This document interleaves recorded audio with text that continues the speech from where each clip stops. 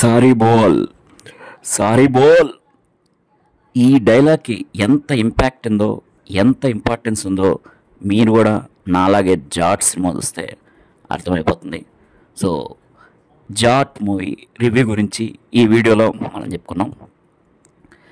Sorry బోల్ అనే ఒక dialogue, మన సన్నీ డియోల్ చెప్పిన డైలాగ్ 2.5 hour మూవీని నడిపించిందంటే, మూవీని మొత్తం 2.5 hour మూవీని నడిపించింది అంటే మీరు నమ్మగలరా? సో కంపల్సరీగా మూవీ చూస్తే మాత్రం నమ్మాల్సి వస్తుంది. సో ఈ ఒక్క డైలాగే లీడ్ ఇస్తుంది మొత్తం 2.5 hour మూవీకి. ఓకే, దీని తల్లి ఏం కిక్ ఉంది భయ్య. Tollywood director, Tollywood makers, Tollywood music director, course Tollywood technicians, మూవీలో కూడా ఆల్మోస్ట్ 95% టాలీవుడ్ యాక్టర్స్, అండ్ ఒక హీరో విలన్ తప్పించి మిగతా వాళ్ళంతా ఆల్మోస్ట్ టాలీవుడ్ యాక్టర్సే. So but it's a Bollywood movie. So ఇది తలుచుకుంటేనే మస్తు కిక్ వస్తుంది. బాలీవుడ్కి అయితే Tollywood mass action and elevation emotional అయితే ఒకసారి రుచి చూపించారు భయ మన డైరెక్టర్ గోపీచంద్ మల్లేని. సో ఈ మూవీలో ఫస్ట్ ఆఫ్ ఆల్ మనం మెయిన్గా ప్లస్ చెప్పుకోవాల్సింది ఏంటంటే, మూవీ చూసేటప్పుడు ముందు అసలు మూవీని వెళ్ళాలనుకున్నప్పుడు మెంటల్గా బాగా ప్రిపేర్ అయిపోయాను. అదేం ప్రిపేర్ అయ్యారంటే, I'm not a Tollywood audience, I'm a Bollywood audience అని మెంటల్గా ఫిక్స్ అయ్యేళ్ళ. ఎందుకంటే అలా మనం బాలీవుడ్ ఆడియన్ అనుకున్నప్పుడు మాత్రమే ఈ మూవీ మనకు ఒక డిఫరెంట్ కిక్ని అండ్ పిచ్చెక్కిస్తుంది భయ. ఈ మూవీ అనేది ఆ లెవెల్లో ఉంది ఇప్పుడు చెప్పాలంటే. అండ్ నాకు ఈ మూవీలో first half is ultimate. First half super ఉంది మూవీ చూస్తే. మన లెక్చర్ భాషలో చెప్పాలంటే ఫస్ట్ హాఫ్ అనేది 75% డిస్టింక్షన్లో పాస్ అయింది భయ. And second half just average 45 మార్క్స్తో పాస్ అయింది. Anyway first half is ultimate. And నాకు డౌట్ కూడా వచ్చింది, అసలు నిజంగా ఈ మూవీ తీసింది గోపీచంద్ మల్లేన్. మన దగ్గర తెలుగులోకి వచ్చేప్పుడు తీసే విధానం వేరుంది అండ్ బాలీవుడ్లో తీసే విధానం వేరుంది అని 1 నిమిషం 32 సెకండ్లు ఆలోచించిన తర్వాత 33వ సెకండ్ నాకు దానికి ఒక క్లారిటీ వచ్చింది.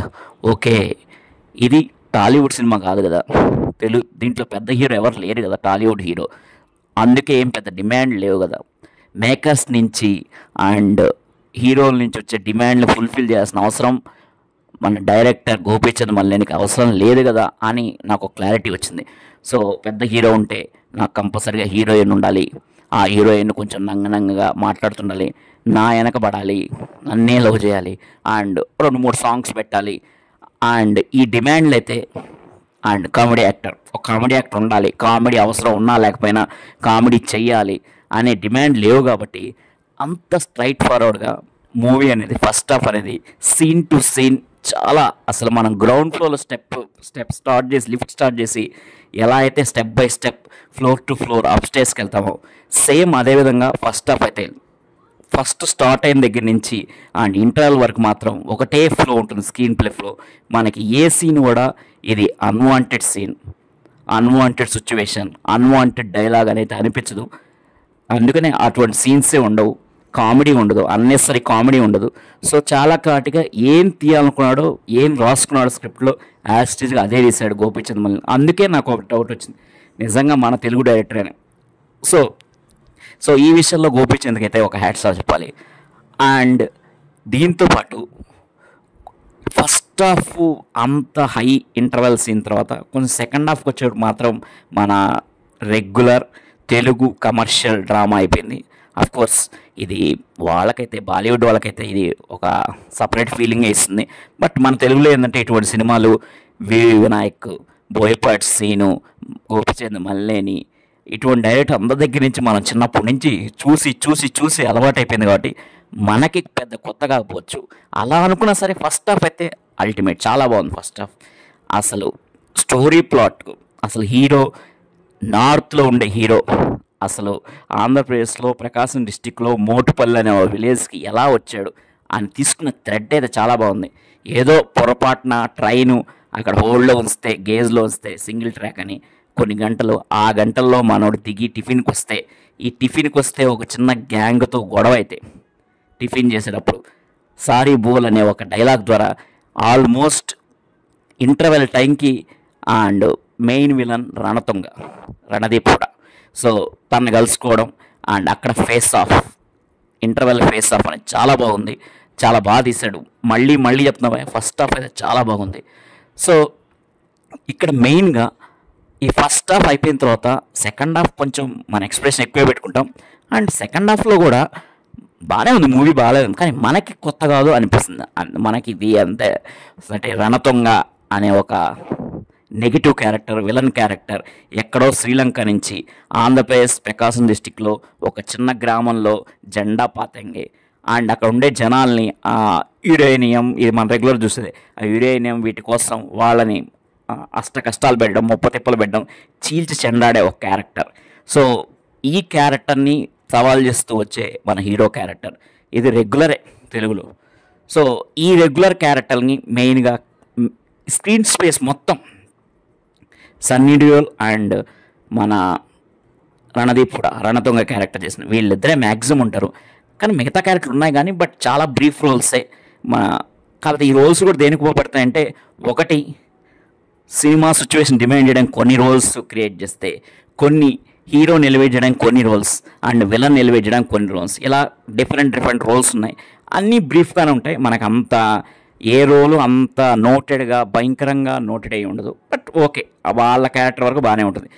పర్టికులర్గా చెప్పుకుంటే రెజినా కసాండ్రా అండ్ సయామి కేర్, అజయ్ ఘోష్ ఇటువంటి క్యారెక్టర్స్ బాగానే పడినాయి. బట్ ఓకే, ఉన్నంతలో ఓకే. అండ్ రెజినా కసాండ్రా దీంట్లో నెగిటివ్ క్యారెక్టర్ చేసింది అండ్ రణతుంగ వైఫ్గా ఓకే, షీఈ్ ఓకే. ఒక 3-4 సీన్స్ ఉంటాయి, ఆ సీన్స్ కూడా బాగానే చేసింది. And next coming to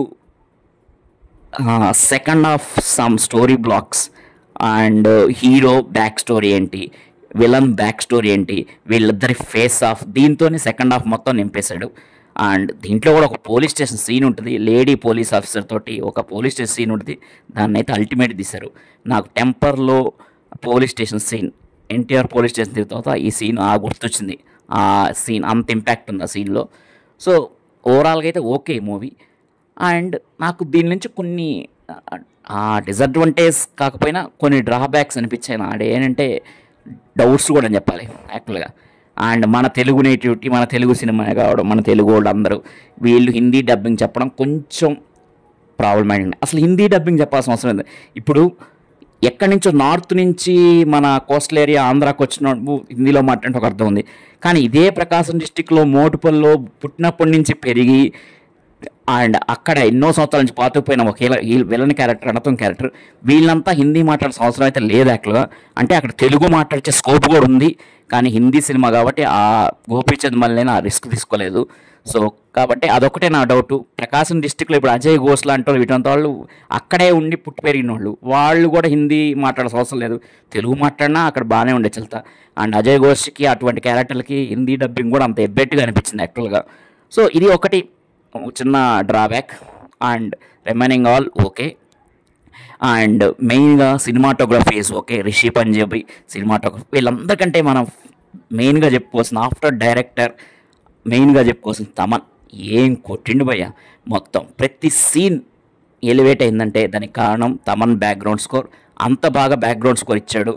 so ఆ బ్యాక్గ్రౌండ్ స్కోర్ వల్లే సినిమా ఎలివేట్ అయిందంటే దాంట్లో ఎటువంటి ఆశ్చర్యం లేదు. So background score is major asset for this Jaat movie.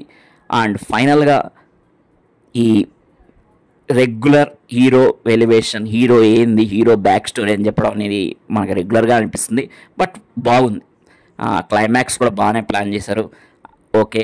So మీరైతే కంపల్సరీగా తెలుగు ఇక్కడ మైత్రి మూవీ మేకర్స్ ప్రొడక్షన్ వాల్యూస్ అయితే చాలా బాగున్నాయి. చాలా బాగా ఆర్ట్ వర్క్ కానీ చాలా వరకు ఎక్కువ ఖర్చు పెట్టారని చెప్పాలి మూవీ మీద.